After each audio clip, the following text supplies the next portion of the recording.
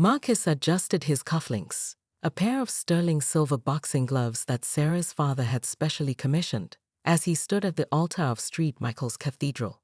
The morning sun painted rainbow patterns through the stained glass windows, creating an ethereal atmosphere that would have been perfect if not for the empty front row seat adorned with a single white rose, meant for Sarah's mother, who had lost her battle with cancer last year.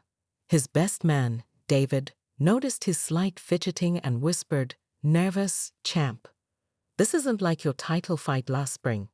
Marcus smiled, remembering how Sarah had been there in his corner that night, just as she'd been there for every major moment since they met at his gym 3 years ago. She'd walked in looking for self-defense classes after a breakup and ended up finding so much more. As a former MMA champion turned successful gym owner, Marcus had faced countless opponents in the octagon, but nothing made his heart race quite like watching those cathedral doors. Behind them, he knew, Sarah was preparing for their big moment. The $50,000 wedding planner his future mother-in-law had insisted on hiring was probably fussing over every detail, but Marcus couldn't care less about the elaborate flower arrangements or the hand-carved ice sculptures. His mind was focused on one thing: the woman who had turned his disciplined, routine-driven life into an adventure. The ornate church was packed with 300 guests, a mix of his students, her corporate colleagues, and their shared friends and family. Each pew was decorated with white orchids and blue hydrangeas, Sarah's favorite combination. The air was thick with anticipation and the subtle scent of lilies. As the organist began the preliminary music, Marcus took a deep breath, the same way he used to center himself before a fight.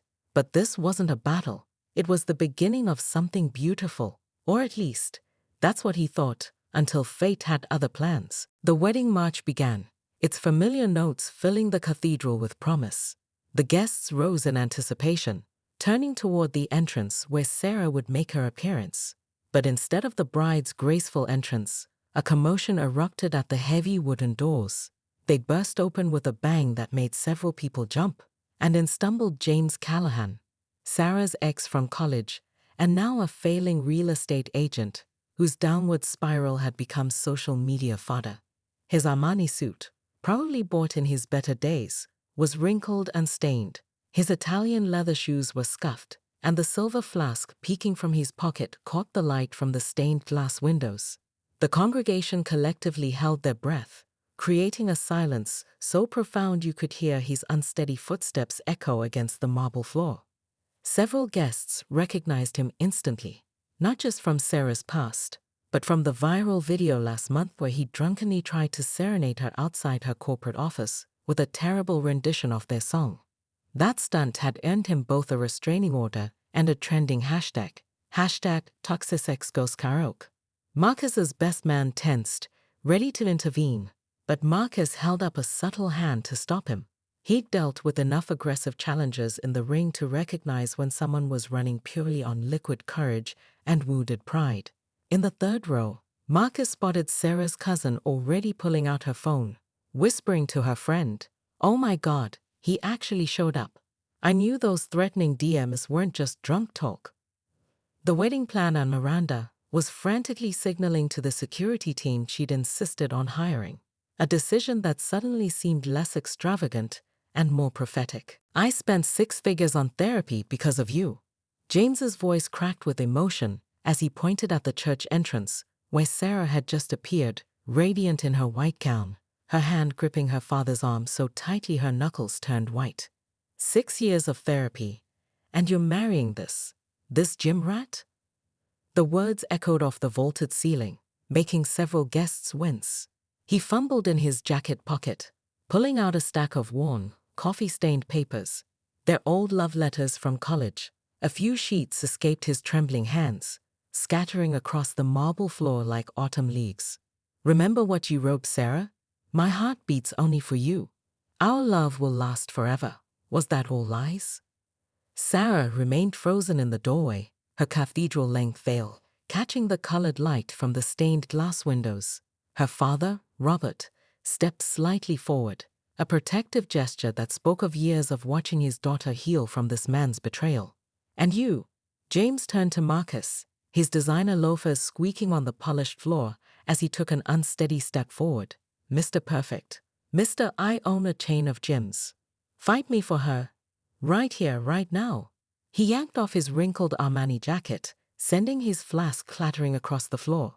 Let's see if those muscles are just for show.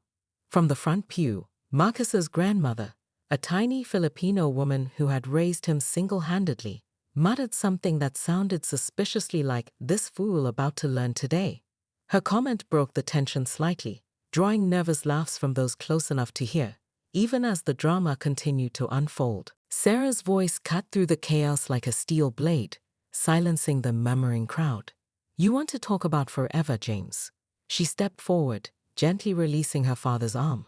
The train of her designer wedding dress whispered against the marble floor as she moved, each step deliberate and graceful.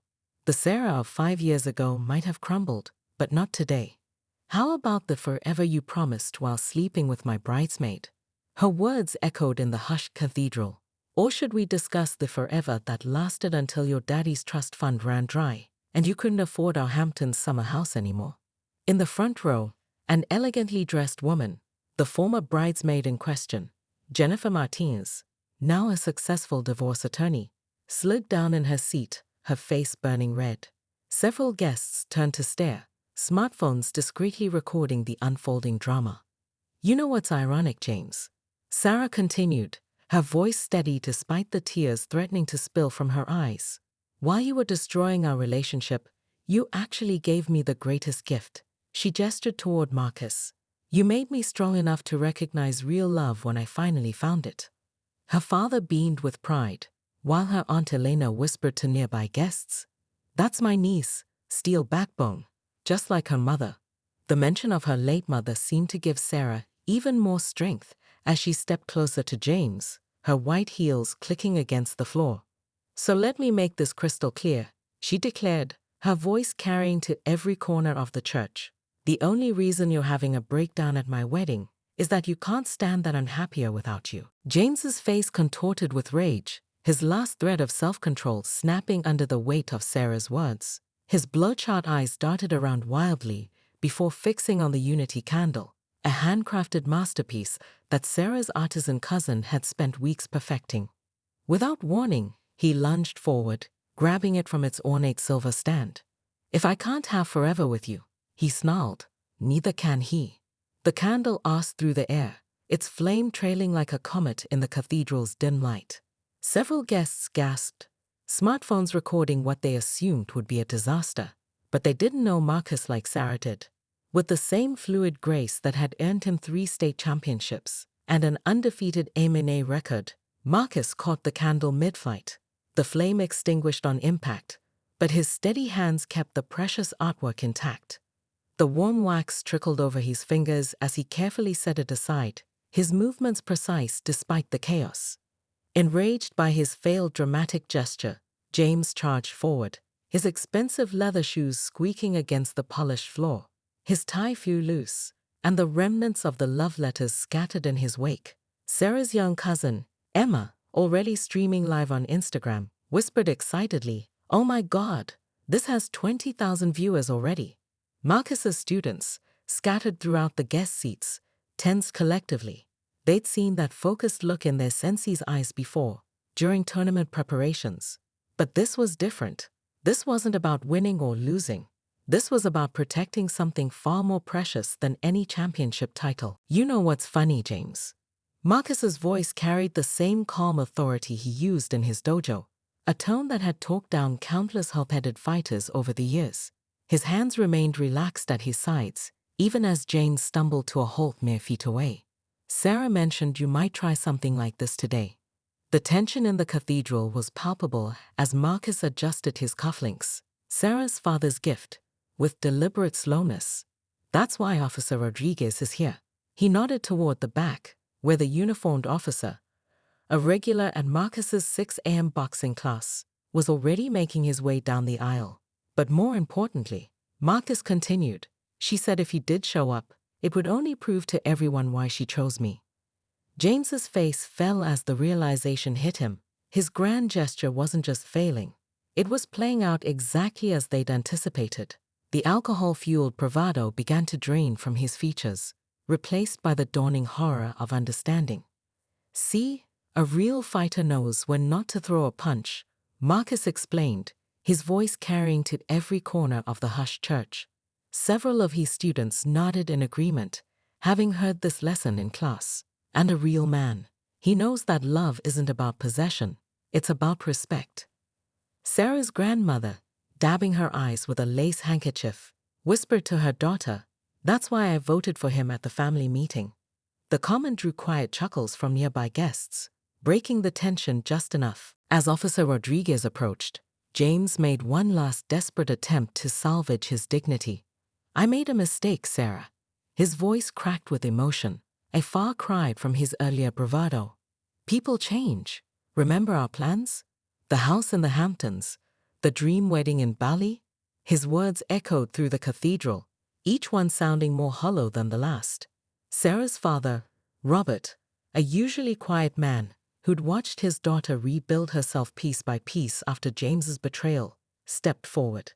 The decorated war veteran's voice carried the weight of every late-night conversation he'd had with his heartbroken daughter 5 years ago. "Yes, people do change," he said, his voice thick with emotion. "My daughter changed from the broken girl you left behind into the strong woman standing here today. The woman who built her own successful marketing firm while you were burning through your trust fund. The woman who learned to love again despite what you did." He glanced at the scattered love letters on the floor. "Now leave before you embarrass yourself further." The remaining guests burst into applause, some even standing, turning James's walk of shame into a walk of absolute mortification. Officer Rodriguez gripped his arm firmly, guiding him toward the exit. Sarah's former bridesmaid, Jennifer, couldn't help but call out, "The Hamptons house was overpriced anyway, James." As he passed the last pew, Marcus's grandmother muttered in Tagalog, just loud enough for those nearby to hear, "May your next therapy session be extra long." The Filipino guests snickered, while James's face turned an even deeper shade of red. The ceremony resumed with an unexpected twist that seemed almost divinely orchestrated. Marcus and Sarah stood before their guests, the temporarily extinguished unity candle between them, the very one James had tried to destroy. The priest, an elderly man with knowing eyes, smiled as he incorporated the incident into his speech. "Like this flame," Marcus said, taking the match and relighting the candle with steady hands. "Our love can't be extinguished by the winds of the past." His voice carried clearly through the now peaceful cathedral. Sarah's eyes glistened with tears as she added, "And like you catching this candle, you'll always be there to protect what we have." In the front row, Marcus's grandmother nudged Sarah's father, whispering, "This is better than my Filipino dramas." Robert chuckled, remembering how nervous Marcus had been asking for his blessing 6 months ago. Now, watching his daughter radiate joy, he knew he'd made the right choice in supporting their union. Sarah's cousin Emma, still streaming on her phone, captured the moment. The couple sealed their vows with a kiss.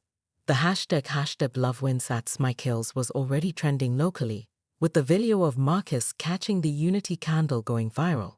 But none of that mattered to the newlyweds. During their first dance at the reception, as Frank Sinatra's "The Way You Look Tonight" played, Sarah leaned close to Marcus's ear.